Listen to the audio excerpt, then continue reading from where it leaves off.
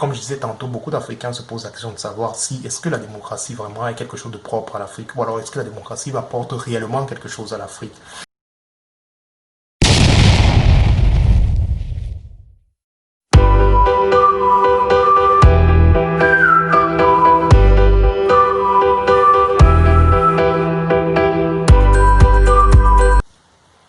Salut la famille. Ça fait un certain bout de temps, on ne s'est pas vu sur YouTube. Aujourd'hui, je vous reviens avec une nouvelle vidéo.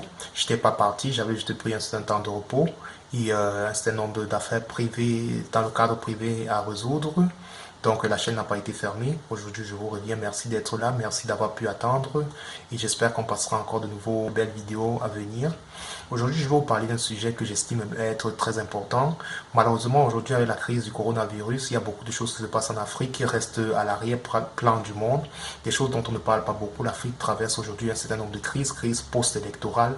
Très souvent, comme très souvent c'est toujours le cas, malheureusement. C'est notamment le cas en Côte d'Ivoire et aussi en Guinée équatoriale. Hier, c'était au Cameroun, au Gabon. Et à chaque fois, après les élections présidentielles, on se retrouve toujours avec des bavures après ou des crises post-électorales, comme j'ai dit. Alors, tout ceci fait à ce que beaucoup d'Africains se posent la question de savoir est-ce que l'Afrique aurait même réellement besoin de la démocratie. Beaucoup d'Africains se posent cette question, comme je disais tantôt, est-ce qu'on en a réellement besoin de tout ça? Parce que pour beaucoup d'Africains, la démocratie, c'est quelque chose propre à l'Occident. Alors, ils ne voyaient pas les bienfaits de la démocratie en Afrique. Moi, je m'inscris en faux là-dedans. Je pense que la démocratie peut apporter quelque chose de positif à l'Afrique. Donc dans cette vidéo, je vais essayer un peu de débattre là-dessus.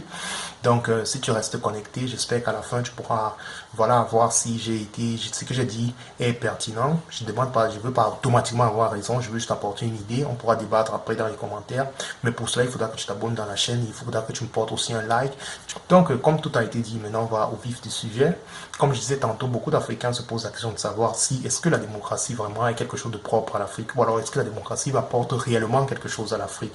Moi, je suis pour la démocratie parce que je pense que la démocratie aujourd'hui est un système politique qui peut être positif à un État et qui est positif même à un État. Le système démocratique, on a les systèmes parlementaires.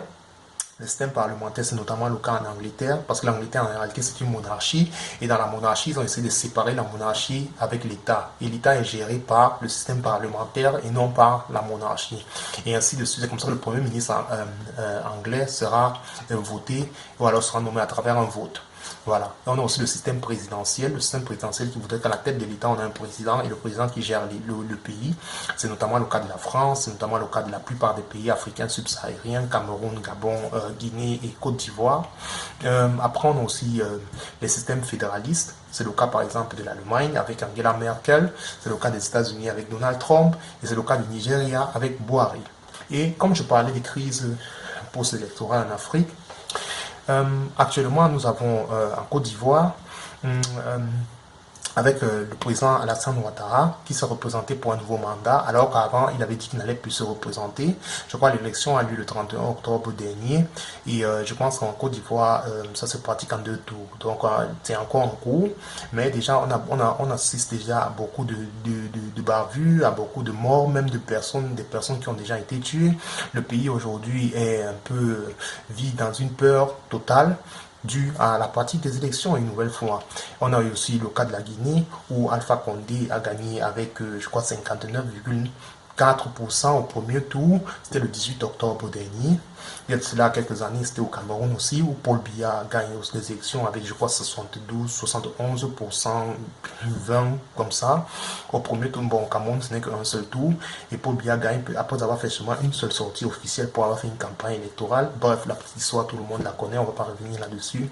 Avant le Cameroun aussi, on a eu le Gabon, où Ali Bongo, fils de Omar Bongo, gagne aussi les élections au deuxième tour avec 49,0, je sais pas, 49% au deuxième tour. Et aussi au Gabon, il y avait aussi eu une crise post-électorale. Donc à chaque fois en Afrique, ça se répète toujours. Mais c'est que beaucoup d'Africains pensent que peut-être on n'a même pas besoin de ça.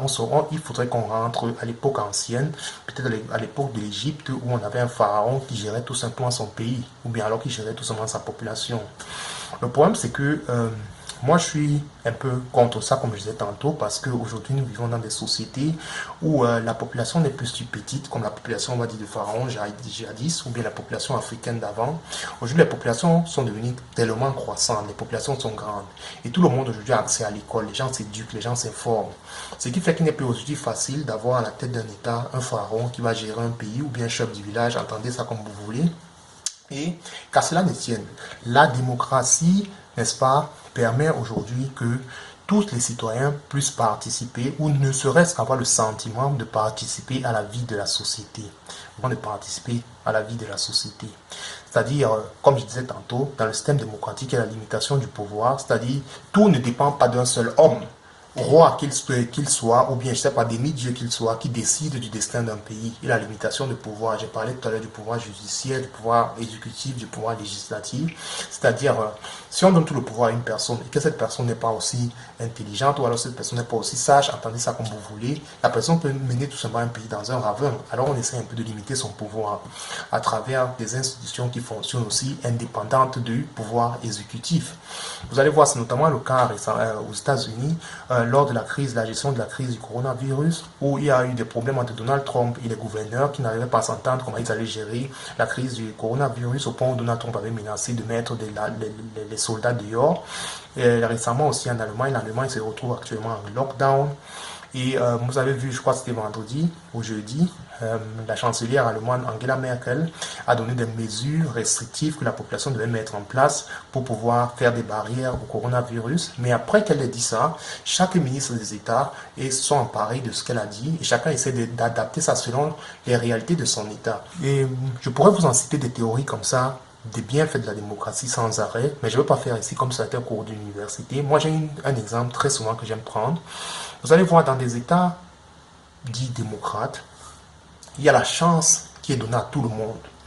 Vous pouvez naître fils d'un planteur, fils d'un chasseur, fils d'un agriculteur, mais vous finissez par devenir au plus haut sommet de l'État, c'est-à-dire président, je ne sais pas moi, député, maire, ce que vous voulez. Mais dans des régimes où on avait un pharaon, un guide, par exemple, comme en Libye, il est difficile pour tout le monde d'accéder un jour à un poste élevé, un poste comme président de la République et autres. Il y a des exemples que je prends souvent. Regardez Barack Obama. Barack Obama était fils d'immigrés africains. Il a une mère qui a peut-être fait des grandes études, qui sera docteur, et il finit par devenir président des États-Unis, l'homme le plus puissant de la planète Terre. Vous allez voir par exemple une femme comme Angela Merkel, fils de pasteur, et encore fille de l'Allemagne de l'Est, qui finira par devenir chancelière de l'Allemagne. J'ai aussi un exemple comme Macky Sall. Macky Sall, il a fait ses études au Sénégal. Macky Sall ne vient pas d'une famille où il aurait fait des études en France. Il a fait des études universitaires même au Sénégal. Je pense même qu'il n'a même pas fait il n'a même pas un parcours à Dakar. Il a grandi dans l'arrière-pays et il finit par devenir président du Sénégal. Au Cameroun, on a aujourd'hui Cabral Ibil. Cabral Ibil est un jeune étudiant qui a fait l'université de Soa et qui n'avait pas en tant que tel, qui n'a jamais appartenu à l'élite du Cameroun. Mais aujourd'hui, Cabral Ibil est député au Cameroun et il aspire au poste de président de la République. Donc, qu'est-ce que je veux dire? Tous les destins pareils ne peuvent exister que dans des systèmes démocratiques parce que le système démocratique permet à l'éclosion des talents. Quand vous regardez des pays, par exemple, qui sont dirigés par un guide, ou alors, je sais pas moi quoi. Il y a des pays dans le monde qui pratiquent ce genre de système politique. C'est le cas de l'Arabie Saoudite. C'est le cas, par exemple, de, je sais pas moi, oui, j'ai pris l'exemple de l'Arabie Saoudite, la Syrie et la Libye autrefois. Il n'est pas donné à tout le monde. En Libye, dès votre naissance, vous savez déjà que vous n'allez jamais devenir le guide. Ou alors en Arabie Saoudite encore. En Arabie Saoudite, le pays est dirigé par une famille. Dès que vous êtes né, si vous n'êtes pas né dans cette famille, vous n'allez jamais être appelé à avoir un certain nombre de postes au sein de l'État. Et ceci crée des frustrations. Moi, je ne crois pas à ce genre de système-là. Donc, c'est pourquoi moi, je milite pour la démocratie. Et ceci ne peut exister que dans des systèmes démocratiques. Vous n'allez jamais vous retrouver à diriger la Corée du Nord si vous n'êtes pas né le fils du dirigeant actuel. Alors, tout ceci ne peut qu'exister dans la démocratie. Comme je disais tantôt, nous avons des pays où les populations sont fortes, des populations s'éduquent. Les populations, aujourd'hui, tout le monde peut prendre un billet d'avion, aller faire des études en France, aller faire des études en Angleterre, aller faire des études en Allemagne, pour rentrer dans un pays où vous serez limité parce qu'il y a un seul homme au-dessus du pays qui décide selon son bon vouloir. Franchement, je pense qu'en 2020, ce n'est plus possible. Il ne faudrait pas qu'on demande toujours à l'Afrique d'évoluer. En même temps, on demande encore à l'Afrique de toujours rester à fonctionner comme elle fonctionnait il y a de ça 30, 40 ans. Non, l'Afrique, ce n'est pas une île dans le monde. L'Afrique fait partie du monde. Et il ne faudrait pas croire que la démocratie, c'est quelque chose de propre à l'Occident. Non, même la démocratie, l'histoire nous dit que la démocratie est née en Grèce. Et tous les autres pays viennent s'inspirer de la démocratie et l'amènent et essaient de l'adapter selon leur paradigme. La démocratie pratiquée en Amérique ne sera pas la même chose pratiquée en France, ne sera pas la même chose pratiquée en Angleterre, ne sera pas la même chose pratiquée en Italie. Mais le principe de base reste le même, le mode du scrutin universel. On va aux élections, il y a des présidents qui ont des mandats et on change, on donne la chance à tout le monde. Ça, c'est le principe de la démocratie. Et aller à l'encontre de ça, ce n'est pas le problème. Avoir des bavures policiers, des bavures ou des crises, par exemple en Afrique, on a des problèmes qui sont toujours liés aux des problèmes qu'on retrouve à chaque fois on a des modes de scrutin électoral, c'est-à-dire les fraudes, les falsifications de résultats, les changements de constitution, des présidents qui changent de constitution à chaque fois pour pouvoir se repositionner à chaque fois comme des candidats. On a des bavures policières, des emprisonnements des opposants et tout ce qui mène à des guerres. Mais ceci n'est pas lié directement, ce n'est pas la faute à la démocratie, c'est la faute à ceux qui pratiquent la démocratie. On ne peut pas accuser la démocratie pour ce genre de dérapage. Ce n'est pas la démocratie le problème. C'est la personne qui fabrique, les personnes qui sont les acteurs de la démocratie qui sont le problème. Ce n'est pas la démocratie le problème. Les bienfaits de la démocratie sont là. Elles existent. Ce n'est pas pour rien que la plupart des pays dans le monde aspirent à la démocratie. Parce qu'avec la démocratie, on a les droits de l'homme. On a les droits des femmes. On a l'éclosion des talents.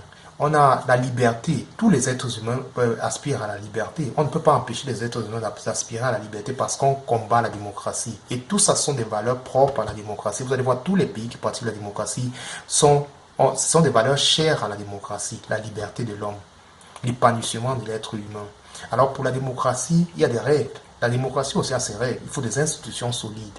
Il faut l'éducation de la population. Parce qu'il faut éduquer la population pour que la population comprenne même ce que c'est que la démocratie. Parce que le bienfait de la démocratie, c'est pour elle, la population. Des institutions fortes, indépendantes surtout. Il faut la loyauté vis-à-vis de son pays, la discipline, la fidélité. Et tout ceci n'est que dirigé par les hommes. Vous voyez que ce n'est pas la démocratie le problème, mais le problème, c'est ceux qui font la démocratie, sont les acteurs de la démocratie le problème. Le principe en réalité, ce n'est pas le problème, c'est pas la démocratie qui fait un problème, mais c'est ceux qui pratiquent la démocratie qui posent problème. Et la démocratie aussi a ses règles et ses normes. Et je les ai citées tantôt, Alors il ne faudrait pas qu'on dise que la démocratie n'est pas propre à l'Afrique, non. C'est à nous de nous adapter aux règles de la démocratie. Le reste des pays du monde, les pays ne sont pas regroupés, ils ont créé la démocratie. L'histoire nous apprend qu'elle a été créée en Grèce. Et tout le monde va s'y inspirer afin d'adapter, afin de l'épanouissement de son pays ou bien de son peuple. Donc voilà, c'est ce que moi je pensais un peu. Moi je pense pas qu'il faut dire que la démocratie ne passe pas l'Afrique, mais il faudrait que nous, les Africains, on essaye de regarder quelles sont les normes, quelles sont, n'est-ce pas, les règles de la démocratie et qu'on s'y met tout simplement. On n'a pas besoin de changer des constitutions. Et on peut même gérer un pays 25 ans, 30 ans à travers la démocratie. Au Cameroun, on peut être candidat N fois.